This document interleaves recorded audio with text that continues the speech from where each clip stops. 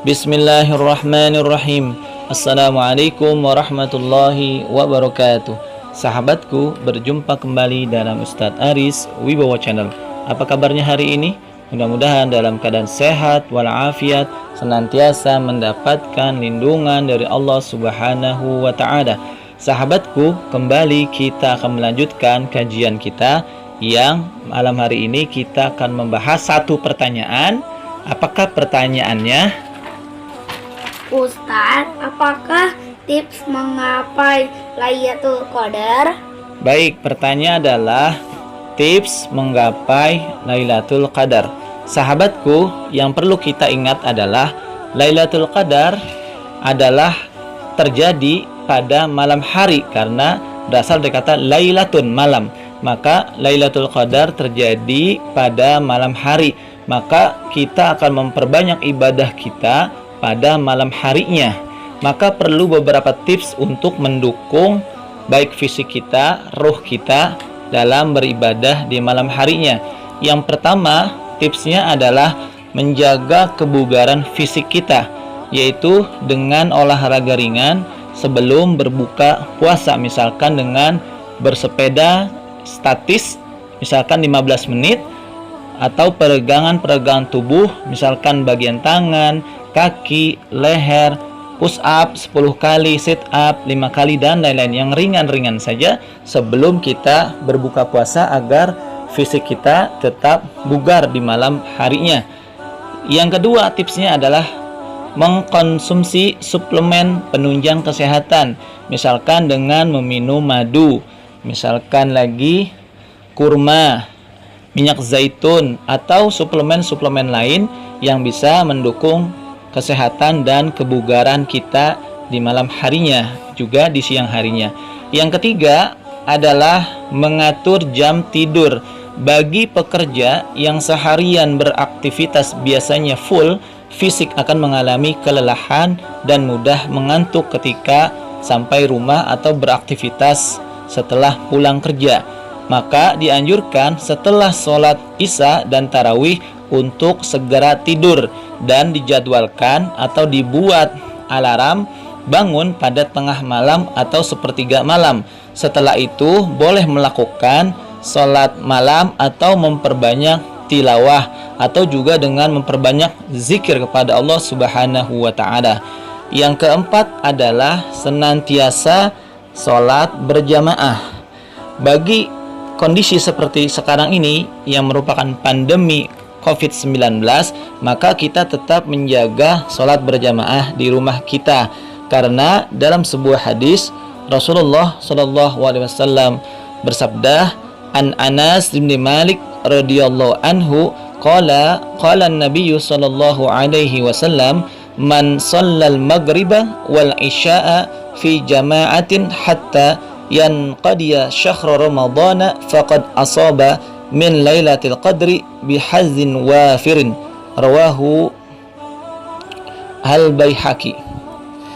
Artinya, Anas bin Malik berkata, Rasulullah SAW bersabda, barang siapa sholat maghrib dan isya dengan berjamaah sampai habis masa bulan Ramadan, maka ia telah mendapatkan bagian yang banyak dari keutamaan Lailatul Qadar. Hadis riwayat Al-Baihaqi.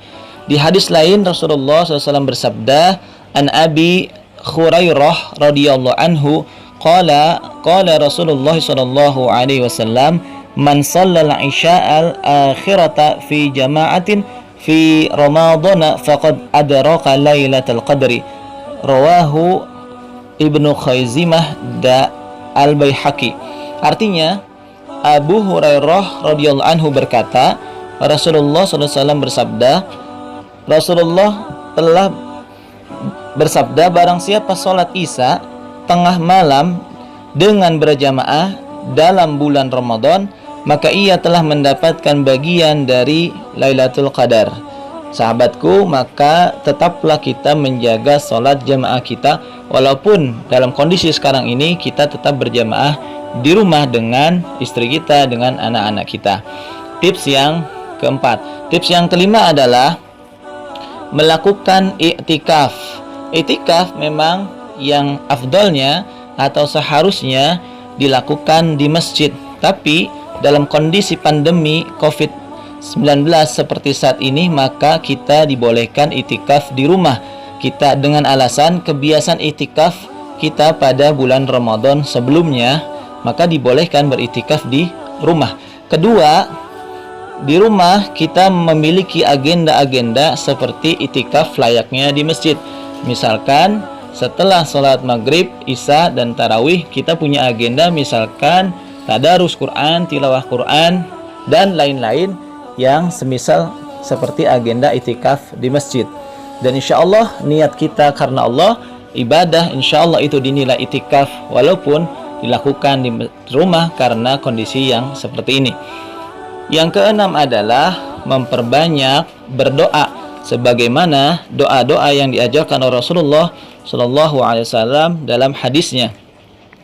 An Aisyah radhiyallahu anhuma annaha qalat ya Rasulullah ara'aita in waqaftu lailatul qadri ma ad'u qala taqulina Allahumma innaka afuwun tuhibbul afwa fa'fu anni.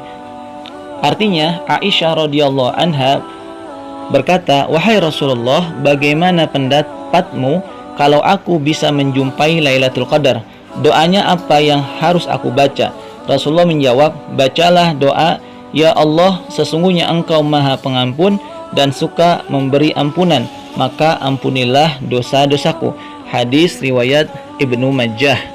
Dalam riwayat lain, an Aisyah radhiyallahu anha qalat, qultu ya Rasulullah, ara'aita in alimtu ayyu lailatul qadri ma aqulu fiha?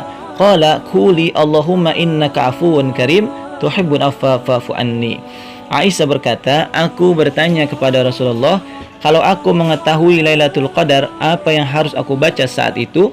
Rasulullah menjawab, bacalah ya Allah, sesungguhnya Engkau Maha Pengampun lagi Maha Mulia.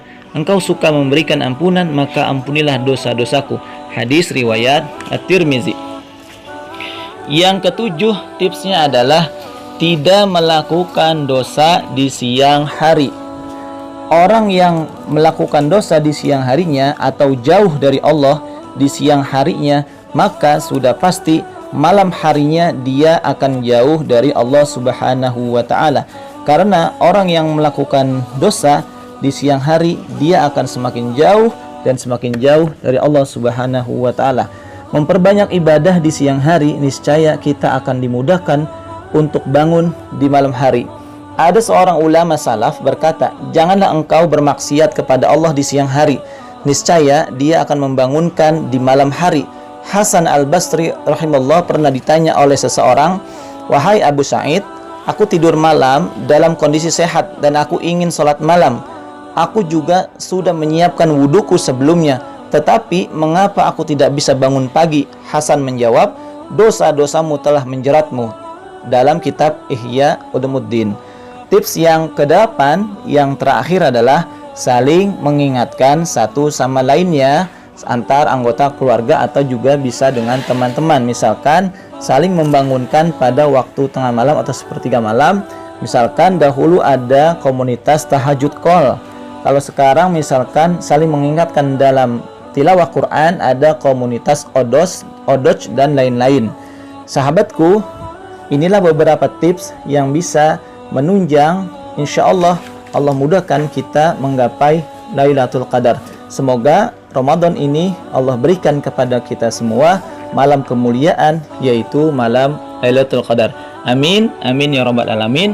Mudah-mudahan bermanfaat. Kita berjumpa lagi pada kesempatan yang lain. Wallahu a'lam bishawab. Sahabatku, jangan lupa untuk like, share, and subscribe channel dakwah ini. Wassalamualaikum warahmatullahi wabarakatuh.